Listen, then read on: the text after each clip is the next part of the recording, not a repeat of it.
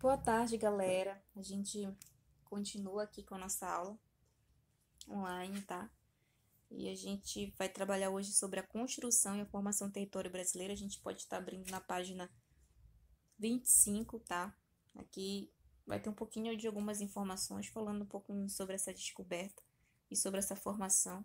Mas a gente vai passar para a página 26, tá? Falando sobre a expansão marítima europeia. Então, acompanhe, tá? Preste bastante atenção, com algumas informações que são muito importantes para a gente realizar nossa atividade e assim dar continuidade, tá? Olha aí, a expansão marítima europeia. Aqui eu coloquei algumas características, tá? Que estava no livro de vocês, algumas partes importantes referente a isso, sobre sobre a expansão marítima europeia, né? Então, quem foi os primeiros pioneiros, né, disso tudo, dessas rotas marítimas, e principalmente nessas descobertas dos territórios? Foi os portugueses, tá, gente? Aí começa, os portugueses, eles dão um pontapé inicial das navegações marítimas no Oceano Atlântico. Então, e por que eles buscavam, né? Por que eles faziam essas rotas marítimas, essas navegações? Principalmente eles buscavam, né, lugares que pudessem explorar riquezas e expandir o mercado para seus produtos. Tá? Que produtos são esses, gente? Nesse período era ouro, comércio, principalmente o ouro, pela questão da comercialização e principalmente as especiarias também. As especiarias, elas davam uma lucratividade muito grande. Então os portugueses, eles se lançavam no mar, tá? Eles se lançavam no mar e buscavam, né, esses lugares que explorassem essas determinadas riquezas e principalmente pudessem explorar no mercado determinados produtos, tá? Então, durante o século XV, os navegantes portugueses progressivamente contornaram o continente africano em busca dessas riquezas. Então, eles traçavam, aí no próximo slide, vocês vão ver a rota que eles fizeram. E diante disso tudo, né, muitos outros colonizadores não queriam ficar por trás. Os espanhóis, eles vão surgir também nesse período aí. Ó. Eles começaram a se aventurar também no Oceano Atlântico em busca de uma rota que o levasse ao Oriente. O Oriente, nesse período, ele era considerado como o caminho das Índias, tá? E na época, o comércio de especiarias orientais era extremamente lucrativo e portugueses e espanhóis tinham grande interesse em participar dele. E quais eram as especiarias nesse período, gente? Se a gente for abrir na página 28, vocês vão ver as principais especiarias que eram comercializadas nesse período. Noz moscada, mostarda, cravo, canela e pimenta. A gente percebe aí que são o quê? São produtos aromatizantes, né? Principalmente que dão sabor à comida. E nesse período era o que mais eles utilizavam na preparação de quê? De alimentos, tá, gente? Como era um período muito de exploração, então eles encontravam isso e era o ouro da época, essas especiarias, tá? Então, as especiarias eram que os portugueses e espanhóis buscavam, pois era um mercado lucrativo. Era um mercado lucrativo, sim. Bastante lucrativo, tá, gente? O comércio dessas especiarias. Além do ouro também, né? Mas esse período, as especiarias eram o que mais dava dinheiro, principalmente o lucro. E aqui a gente percebe um pouquinho dessas rotas marítimas, como eu vou falar aqui um pouco para vocês, tá? Se a gente tem que prestar atenção também um pouco nessa legenda sobre as rotas dos principais navegantes portugueses, tá? Quais foram? Foram as primeiras. Aqui, de vermelho, como vocês podem estar percebendo, a gente tem as primeiras viagens, que principalmente nesse. Deixa eu trocar aqui de cor, para vocês perceberem aqui, olha. Esse viés entre a Europa e a África, como vocês estão vendo no traçado vermelho, na setinha, tá? Que foram as primeiras viagens, as primeiras rotas marítimas. E a gente tem também aqui, nessa cor mais clara, Vasco da Gama, que sai da Ásia, né? Ela sai daqui, no caso, nem da Ásia ele sai. Ele parte um pouco aqui da Europa, traça um pouco aqui no continente africano e parte para a Ásia. Nessa cor aqui, gente. E o Pedro Alves Cabral, né? Ele faz também esse traçado entre o continente africano, a Europa, vai um pouco na Ásia, volta e por fim chega aqui no nosso país, né? Nosso país Brasil. bem aqui em Porto Seguro em 1500, tá? Esses aí foram os navegantes portugueses, mas também temos as rotas dos navegantes espanhóis, que foi Cristóvão Colombo e Fernando Magalhães. Nessas cores verde e azul, tá, gente? Eles passam um pouco do Oceano Pacífico. Traço também, aqui o Cristóvão Colombo ele fica na América Central e Europa. Já Fernando Magalhães, né, e Sebastião de Elcano, eles pegam um pouco do Oceano Pacífico, chegam aqui em Filipinas e traçam também todo aqui o continente africano, partem também um pouco da Europa, pega aqui o Brasil.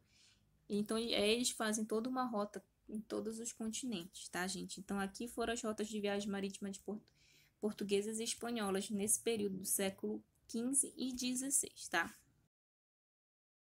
E aqui a gente entra nas ilhas. O tratado ele foi muito importante. Ele foi assinado em 1494, tá? Entre portugueses e espanhóis, isso é importante frisar, tá? Entre esses dois países, porque eram os dois países que estavam disputando, né? Que estavam em busca do mercado lucrativo. E foi uma linha que, e esse Tratado de Todas as Ilhas, ele foi uma linha imaginária, tá? Traçada a 70 léguas a oeste das ilhas de Cabo Verde. Então, a partir dessa linha, né, tudo que ficava a leste eram as terras descobertas e que iam ser descobertas pertenciam a Portugal e a oeste pertencia o quê? A Espanha, tá? E aqui a gente percebe um pouquinho desse Tratado de Todas as Ilhas, aqui, olha, de domínio espanhol, que é de domínio espanhol, e aqui a área de domínio português, tá? Aqui a gente tem o tratado, a linha do tratado, que também era conhecida como o meridiano de Tordesilhas, tá, gente? Nessa cozinha vermelha aqui, que é o Tordesilhas. Então, dessa linha a 370 léguas, olha, como a gente percebe aqui, só retornando, olha, a oeste da linha das Ilhas de Cabo Verde. A leste dessa linha, tá, gente? A partir a leste dessa linha, as terras descobertas e a descobrir pertenciam a quem? A Portugal. Olha aqui, a leste dessa linha aqui, desse meridiano vermelho, como vocês podem estar percebendo aqui. A partir dessa linha aqui, a leste era de domínio o quê? Português. E a oeste era de domínio o quê? Espanhol, tá? É isso que eu quero que vocês percebam. Então, era essa linha imaginária aqui que dava poder a esses dois países que disputavam todo esse continente, tá? Principalmente toda a exploração, o mercado livre, o mercado dessas especiarias, tá? E principalmente a conquista de territórios, né? Então, quanto mais terra, mais território. E por fim, a chegada no Brasil, né? E no Brasil, em 1500, como vocês sabem, os portugueses organizaram uma grande expedição rumo às Índias. No entanto, né, eles buscavam as Índias, mas eles no Brasil. No entanto, navegavam pela costa da África, a frota se desviou muito da rota original e acabou encontrando o quê? Novas terras a oeste. Era 22 de abril e eles acabavam de encontrar as terras que seriam o quê? O Brasil. Essas terras já pertenciam a Portugal pelo tratado, olha aí. Mas os portugueses não as ocuparam de imediato. Seu grande interesse era o comércio de especiarias. Então, no Brasil, essas especiarias não eram encontradas como era encontrado o quê? Nas Índias, tá? No Brasil, eles vão encontrar o quê? Posteriormente, o pau-brasil, que através do pau-brasil, a questão da tintura, né, para colorir tecidos, isso posteriormente vai dar muita lucratividade também. Então, nos 30 anos que seguiram, extraíram o pau-brasil da mata litorânea e criaram as feitorias ao longo do litoral. É por isso que o período de transformação, tá, de apropriação do território, ele começa pelo litoral, tá?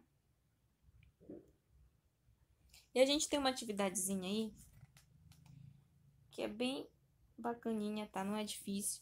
A gente, na página 31, podem estar abrindo aí. É a questão 1 e 3, está respondendo no caderno, não esqueça. Na questão 1, é como as especiarias do Oriente influenciaram a história europeia e, consequentemente, a nossa. E está falando sobre esse comércio das especiarias. Lembrando que as especiarias, elas foram muito importantes, ainda são hoje nessa questão da culinária, tá? Lembre sempre disso. E vocês podem também estar pesquisando ou na internet ou aqui no livro de vocês que vocês encontram. Na número 3, tem a questão A, B e C, tá? Na letra A diz assim: por que se pode dizer que o Brasil já pertencia a Portugal antes mesmo que os portugueses chegaram aqui em 1500? Olha o que eu falei para vocês. Por quê? Porque a terra, pelo tratado, já era de quem? Já era dos portugueses. Mas eles queriam o Brasil? Não. Eles queriam quem? As Índias, tá? Só dando uma recapitulada aí para vocês. Na letra B, como era a relação entre portugueses e indígenas no início no século XVI? Lembrando, gente, quem já estava aqui nas terras, né? Se a gente for realmente levar em consideração, a comunidade indígena já estava presente aqui. E como foi essa relação depois que os colonizadores chegaram, tá? Tá no livro aqui também.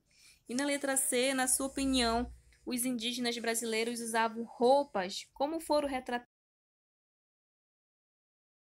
Será que eles usavam essas roupas realmente? Então aqui é uma pergunta pessoal, tá? Então eu vou estar aqui para tirar dúvida de vocês. Qualquer coisa é só me chamar no PV e a gente pode estar sanando isso tudo, tá, gente? Não esqueça de dar like lá no canal da professora. Beijo!